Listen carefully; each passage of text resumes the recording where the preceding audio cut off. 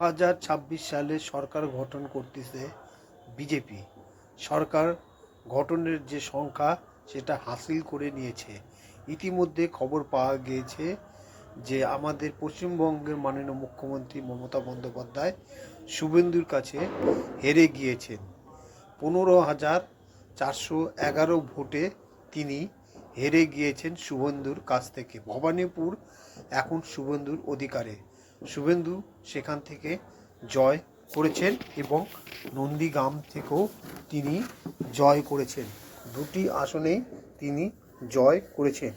ভবানীপুরে এই প্রথম পাঠা বলি নয়, পাঠি বলি হতে চলেছে।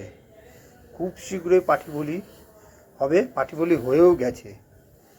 যা ভোটের আগে দেখা গিয়েছিল শুভেন্দুকে নাকি বলে ভবানীপুরে পাঠা বলি দেওয়া হবে, কিন্তু ভবানীপুরের লোকজন হচ্ছে বিজেপির পক্ষে রায় দিয়েছে, সেখানে পাঠি বলি হয়েছে। খবরটি যদি ভালো লাগে তাহলে পরে ফলো করুন, লাইক করুন, কমেন্ট করুন, শেয়ার করুন। Thank you all friend.